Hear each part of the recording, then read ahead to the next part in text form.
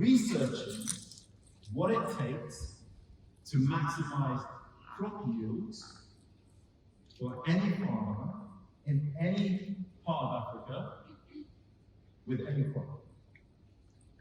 So she's done research on things like soil types, weather, climate change, pesticides, fertilizers, and she's amassed data, historical data, lasting years. And she feels she's come up with a pretty cool model to optimize crop yield for any farmer in any part of Africa. She's super excited. She's transforming Africa. She's contributing to society. A big question is, how do I get this in the hands of every farmer? So it makes sense to build a mobile app, right? Something that a farmer can interact with, that's real time, that's dynamic, that's recursive. Build a mobile app. She has a problem. She's never coded in her life. She hasn't needed to, right? So she's gone out there, looked for someone she can trust to build the app that she wants to create the best experience. She doesn't want to compromise, and why should she? Finding someone is difficult. And then finding the money to pay them is a real challenge. So she's stuck. What does she do? And you know what?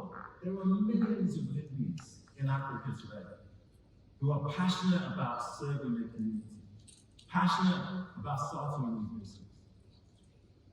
But they're hindered by their inability to get stuff done, to get stuff built. There's 700,000 developers in Africa today, according to some research done by Google. 700,000 developers for a population of 1.2 billion. Contrast that to something like the US, 4.4 million developers for a population of 300 million. So we can go and we can train more developers, teach them how to code in Java and Python. But you know what happens in Africa is most of these guys are then exported out of Africa. We lose that talent. So why don't we change the game? Why don't we come up with a totally new way of building code? And why don't we create the opportunity for everyone to be a coder? To democratize code, to deliver this concept of a citizen developer. And in our view, consists of three things.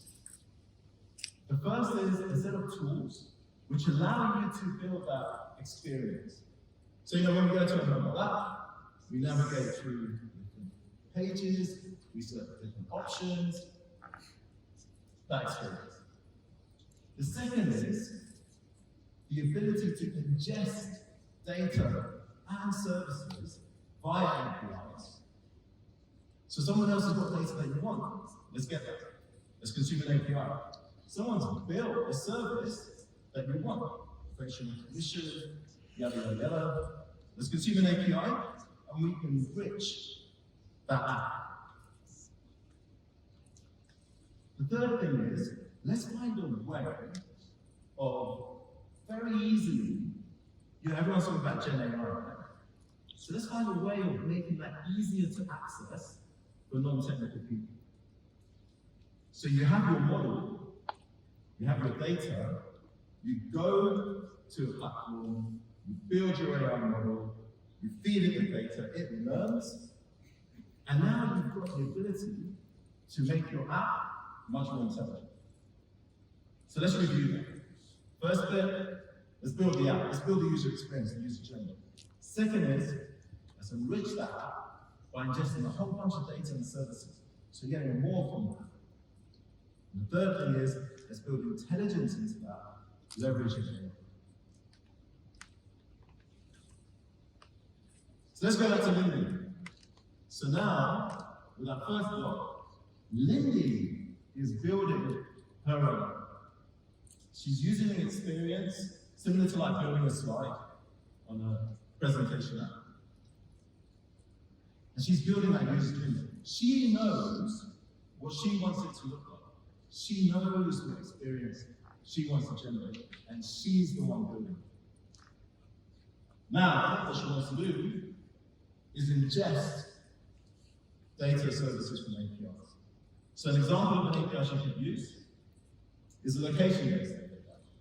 So the farmer doesn't have to tell the app, I'm in Senegal, in this location.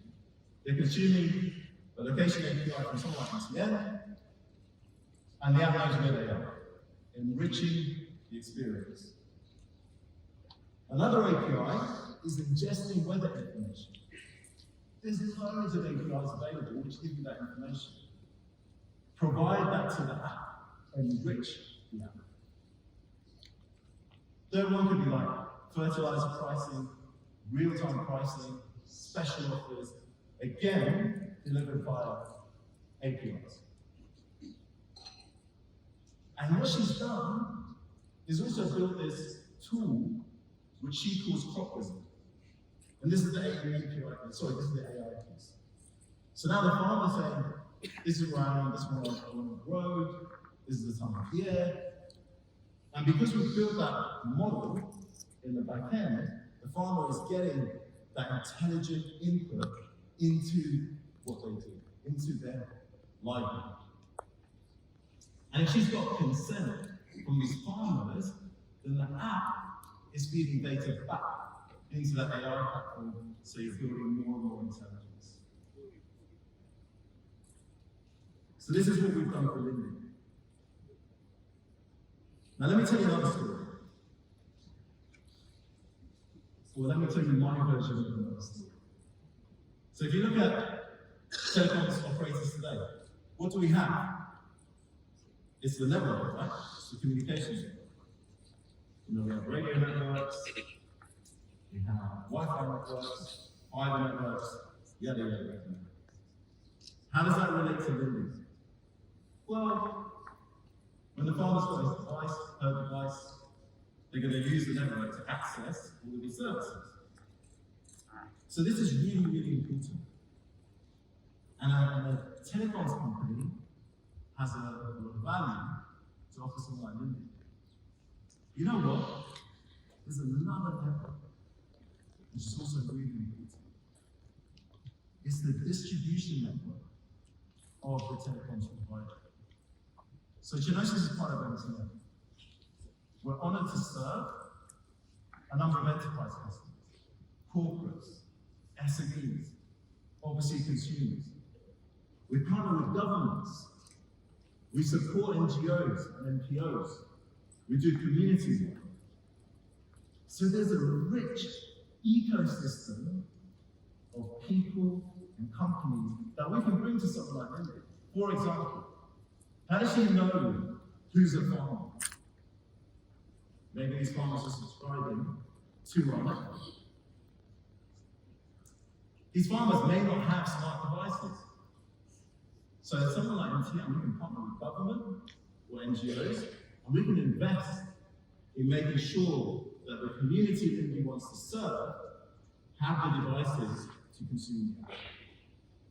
We could work with financial companies who want to offer funding to these farmers for them to acquire tools, machinery, etc. So I really want to implant in your mind, because you may be thinking, what has someone like MTN got to do with Lindy? We can support her work on the patients network, but we also have the people. We're here with GSMA. GSMA has this awesome initiative called Open Gateway. What is Open Gateway about? It's really about establishing and standardizing consistent experience for developers to consume network and system services from someone like MTN, from a telco, to allow that person to build whatever outcome they want.